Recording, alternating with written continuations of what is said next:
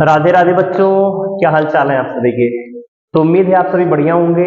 आज की जो हमारी क्लास है, आज हमें सीखना है, प्योर रेजिस्टिव सीख लिया है, प्योर इंडक्टिव भी सर्किट सीख लिया है। तो आज का काम क्या है, प्योर कैपेसिटिव सर्किट को सीखना। फिर जाके हमारे दो दो के कॉम्बिनेशन स्टार्ट होंगे।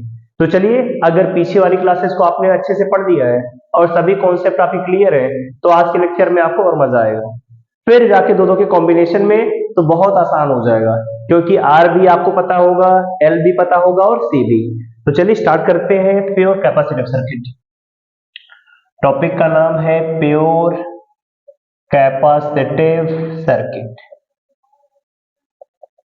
या इसका एक दूसरा भी नाम होता है, इसे हम बोलते हैं आइडियल कैपेसिटर। दोनों नाम से आ जाए तो सेम डेरिवेशन को डेराइव करना है, क्योंकि सीबीएसई 2024 या 23 वाले एग्जाम में आया था एक क्वेश्चन कि वोल्टेज और करंट में क्या रिलेशन होता है, आइडियल कैपेसिटर के लिए डेराइव करिए और इसमें पावर कितनी आएगी। तो पावर वगैरह भी हम आगे सीखेंगे, अभी काम है पहले आइडियल कैपेसिटर को समझना। तो हमारे पास एक कोई एसी सर्किट है।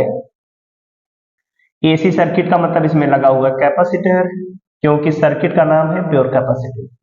नीचे सप्लाई है वोल्टेज की, और वोल्टेज है AC source, V equal to V naught sine omega t. Current यहां से फ्लो कर रही है आई, यही करंट पूरे सर्किट में फ्लो करेगी। अब ये लगा हुआ है कैपेसिटर। हमने एक चीज को जो कांस्टेंट माना है, वोल्टेज हमारा कांस्टेंट है, इसी की हेल्प से हमें करंट को डिराइव करना है। करंट इसके सेम फेज में आएगी, आगे होगी या पीछे होगी। तो हमने लेट कर लिया, let us consider a capacitive circuit which is connected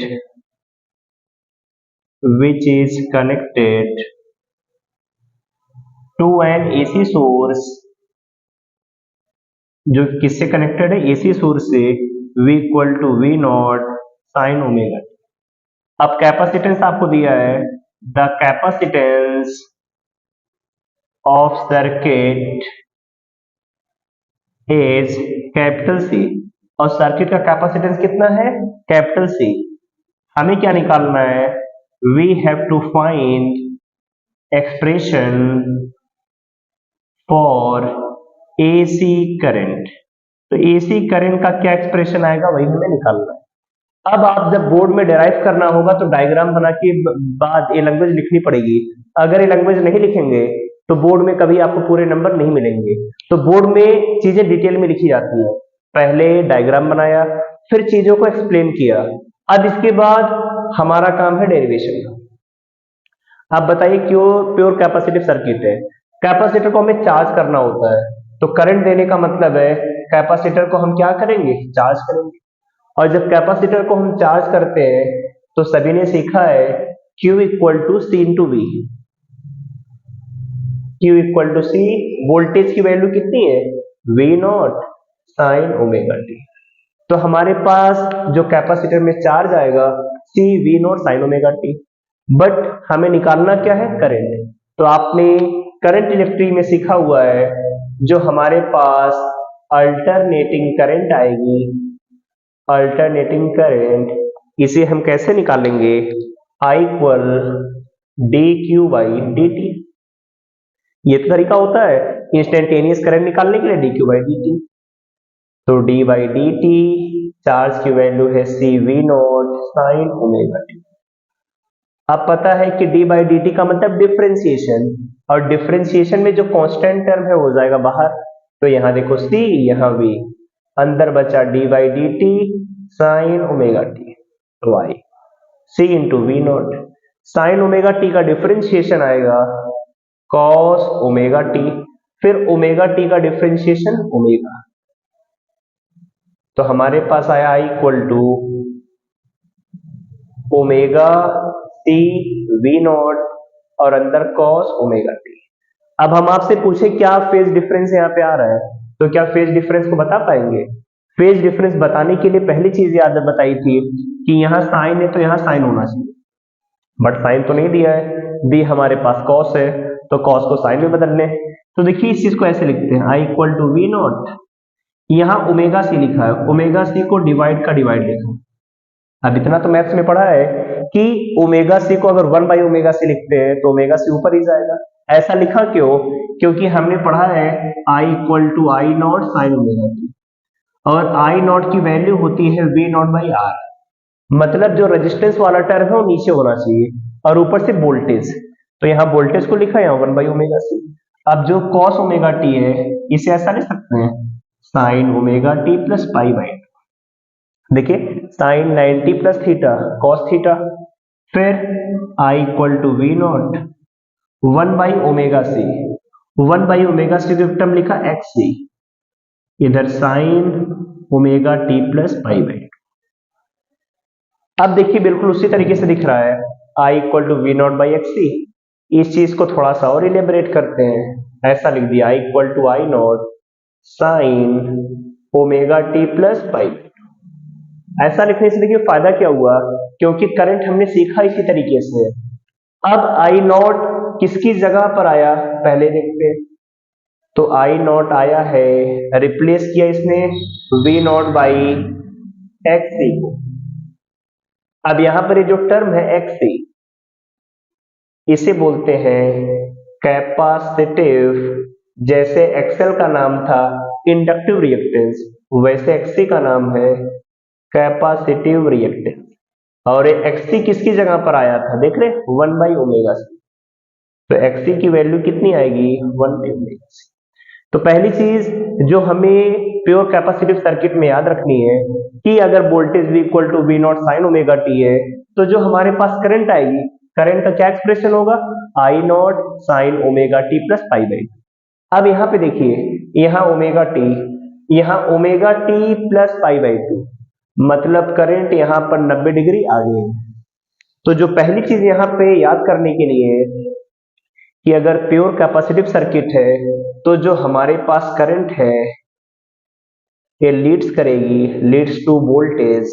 इस बार वोल्टेज पीछे हो गया, करंट आगे, current leads to voltage by 90 degree और पाई बाई 2, ठीक है। तो करंट 90 डिग्री आगे होगी। एक चीज यहाँ पे ग्राफ पूछ लिया जाता है कि ये जो कैपेसिटिव रिएक्टेंस है एक्स सी, इसका ग्राफ ओमेगा, ओमेगा पढ़ा था 2 पाई एफ इंटू सी, कि एक्ससी का फ्रीक्वेंसी के साथ में कैसा ग्राफ बनेगा। तो दिख रहा है एक्ससी और फ्रीक्वेंसी का रेसिप्रोकल का रिलेशन, तो रेसिप्रोकल का मतलब डिक्रीज हो रही है, तो एक्ससी फ्रीक्वेंसी के साथ में क्या होगा डिक्रीज।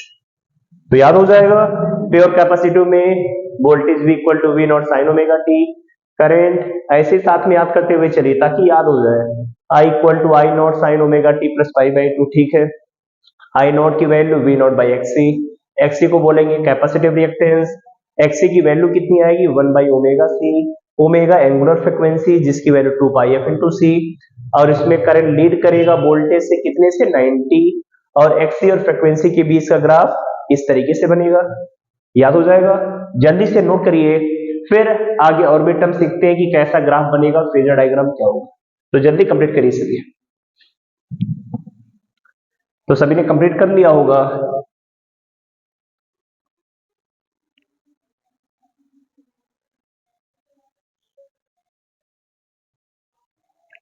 तो देखिए यहाँ पे क्या क्या समझ में आया, X t equal to V naught sine omega t, current I naught sine omega T plus pi by 2, current 90 degree आगे है, एक्स टी की वैल्यू पता है, कैपेसिटिव रिएक्टेंस, सब चीजें आपके दिमाग में आ चुकी है।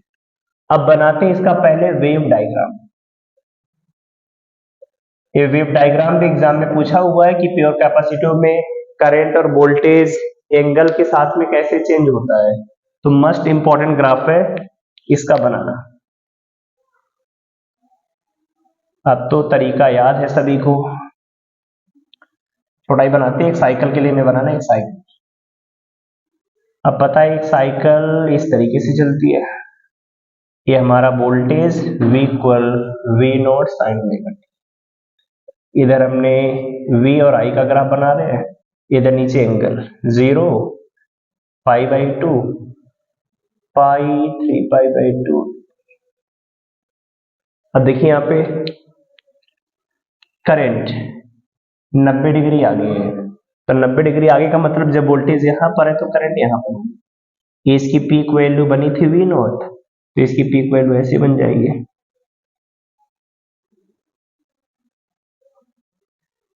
ये ग्राफ बन जाएगा I equal I naught sine omega T plus pi. अब देख रहे हैं करंट इस बार जो ब्लू कलर में लाइन है, करंट 90 डिग्री आ गई, तो वोल्टेज नेक्स्ट करंट आ गई हमारे पास। Diagram I equal to I naught sine omega T plus pi by two. अब बना लेते हैं इसका phasor diagram. Phasor diagram important है, कैसे बनेगा, चल इधर बना लेते हैं फेजर डायग्राम। देखिए फेजर डायग्राम के लिए सबसे पहला काम है वोल्टेज, ओमेगा टी एंगल पे V equal to V naught sine omega T. अब करंट का एक्सप्रेशन है I naught sine omega T plus pi by two, मतलब करंट यहां से 90 डिग्री आगे है, कितने एंगल पे 90। तो देख रहे हैं ओमेगा टी यहां से यहां तक प्लस पाई बाई टू मतलब 90, फिर जाके हमें मिलेगी current I equal to I naught sine omega T plus pi by two, और इसकी पीक वैल्यू आ जाएगी आई नॉट। ये करंट डायग्राम बहुत इंपॉर्टेंट है फेजर। तो इधर वेव डायग्राम, फेजर डायग्राम, सब तरीके आपको समझ में आ गए कैसे हमें निकालना है। अगर कभी IRMS पूछ ले तो परेशान नहीं होना, VRMS बाई XC। जो काम पहले R का था वही XC, जैसे रेजिस्टेंस करंट का अपोज करता था वैसे कैपेसिटिव रिएक्टेंस भी करंट का अपोज करेगा। आई नॉट पूछ ले तो V नॉट बाई XC, सब काम वही पुराने वाले जैसे पीछे किए। तो जल्दी से कंप्लीट करिए, फिर स्टार्ट करते हैं आगे इसकी। अब इसका काम है कि अब इसके क्वेश्चन कैसे आते हैं, आपको 3-4 क्वेश्चन प्रैक्टिस कराते हैं ताकि ये कॉन्सेप्ट अभी जो पढ़ा सब क्रिस्टल क्लियर हो जाए। तो जल्दी नोट करिए, फिर आते हैं क्वेश्चन पे।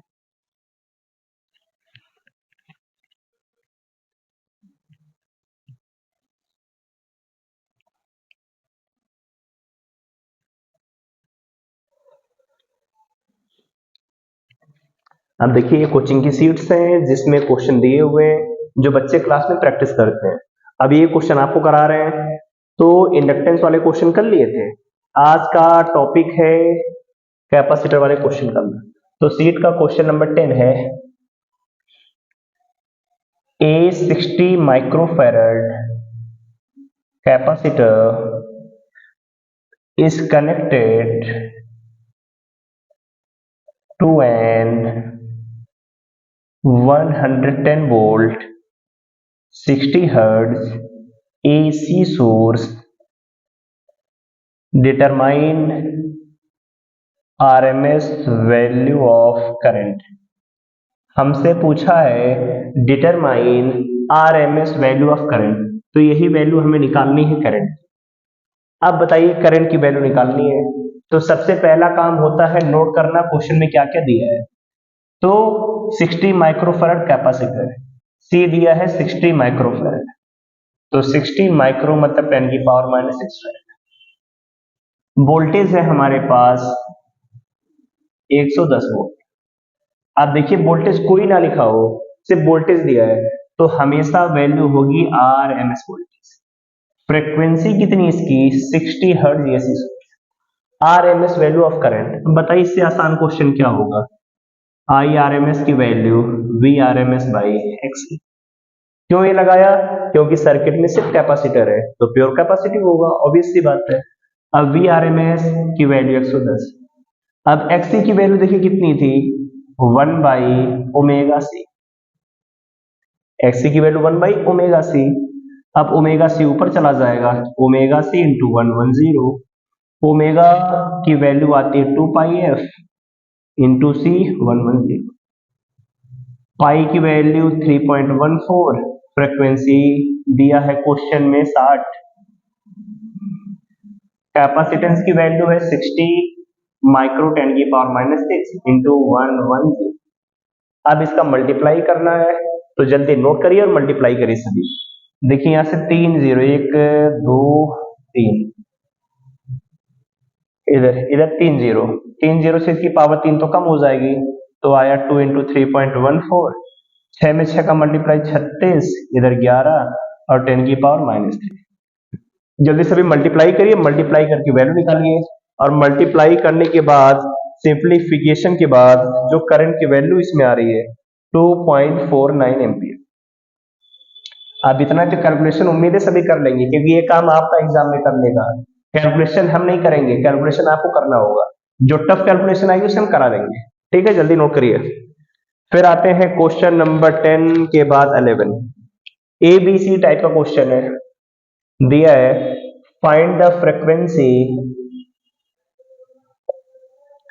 at which the capacitive reactance of a 1 microfarad capacitor equal the inductive reactance of a 1 Henry coil। चलिए क्वेश्चन मजेदार है, पहले पढ़िए। फ्रीक्वेंसी पूछा है तो लिखा फ्रीक्वेंसी निकालना है। जब कैपेसिटिव रिएक्टेंस, क्या सिंबल था XC, इसकी वैल्यू इक्वल हो जाए इंडक्टिव रिएक्टेंस XL। अब XC की वैल्यू 1/ω/C, XL की वैल्यू ओमेगा है। अब ओमेगा को इधर भेजा तो ओमेगा स्क्वायर, L और C नीचे LC, तो ओमेगा की वैल्यू रूट में 1/LC। अब ओमेगा कितना होता है 2πf, तो 1/√LC, तो फ्रीक्वेंसी कितनी आई 1/2π। इसी फ्रीक्वेंसी को अभी आगे पढ़ेंगे, जब LC और LCR सर्किट आएगा, इसी को बोलते हैं रेजोनेंस फ्रीक्वेंसी, रेजोनेटिंग फ्रीक्वेंसी। बस वैल्यू रखिए अब यहाँ पे पाई है। L की वैल्यू कितना दिया है,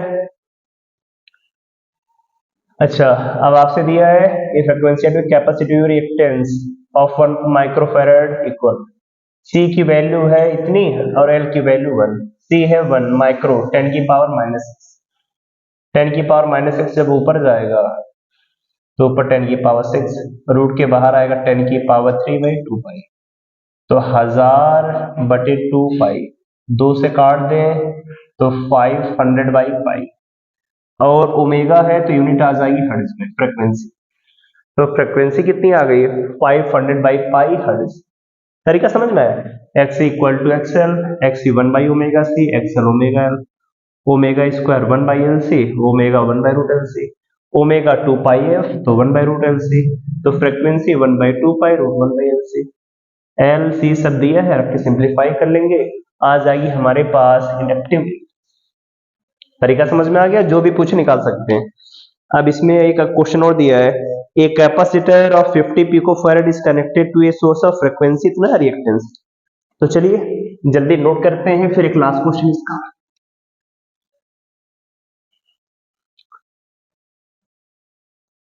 ये लास्ट क्वेश्चन आप पहले अपने आप से ट्राई करेंगे ईमानदारी से। दिया है एक capacitor 50 picofarad is connected to an AC source of frequency 1 kilohertz। पूछा है रिएक्टेंस का कितना आएगा, कैलकुलेट इट्स रिएक्टेंस। अब बताइए इससे आसान क्वेश्चन क्या हो, रिएक्टेंस नाम सुनते ही कैपेसिटर लगा हुआ है, तो XC equal to 1/ω/C, omega 2πf into C, pi 3.14, frequency कितना दिया 1 किलो हर्ट्ज, तो 1 किलो का मतलब 10⁻3, और C की वैल्यू 50, पीको का मतलब 10⁻⁻12। आप सिंप्लीफाई करके देखिए, 50 का 2 में मल्टीप्लाई किया 100 में 3.14 का, तो नीचे 314। जब कभी देखिए वर्ड आ जाए 2πf, 2π 3.14 फ्रीक्वेंसी 50, तो इसकी वैल्यू 314 आती है, याद रखिए। तो देखिए 2 3.14 50, इधर 3 इधर -12, तो -9 बचेगा, ये 3 प्लस में -12 तो -9, ऊपर भेज दिया प्लस का 9, तो 10 की पावर 9 बाई 314। अब इसे डिवाइड कर देंगे तो आफ्टर डिवाइड जो इसकी वैल्यू आ रही है, यही लिखा हुआ है 10 की पावर 7, इसे काट दिया 10 की पावर 9 बाई 3, यही इसकी वैल्यू दी है, एक्स है तो ओम में। बुक में ऐसे लिखा हुआ है 10 की पावर 7 बाई 3.14, देखिए बचेगा ना 3.14, तो 2 पावर यहाँ आएगी, 2 पावर कट जाएगी, 10 की पावर 7 बाई 3। तो समझ में आया कैपेसिटिव सर्किट। इससे डिफरेंट ऐसे टफ क्वेश्चन इसमें कोई बनता ही नहीं है, जितना समझा दिया इससे अलग अगर कोई क्वेश्चन एग्जाम में आपको नहीं मिलेगा। तो इतना पार्ट आपको पूरा प्रिपेयर होना चाहिए। अब इसके बाद दो दो के कॉम्बिनेशन स्टार्ट होंगे। कॉम्बिनेशन में कौन कौन से 3 पढ़ रहे हैं, एक RL, RC, LC, फिर LCR, फिर उसके बाद पावर सीखना है, पावर फैक्टर, फिर ट्रांसफार्मर, फिर आपका चैप्टर ये पूरा हो जाएगा कंप्लीट। तो अगली क्लास तक आपको ये पूरा पार्ट प्रिपेयर करके आना है। अगले पार्ट में फिर आएंगे कॉम्बिनेशन पे, ठीक है। तब तक मजे से पढ़ते रहिए, मिलेंगे सभी से नेक्स्ट क्लास में, तब तक के लिए बाय बाय।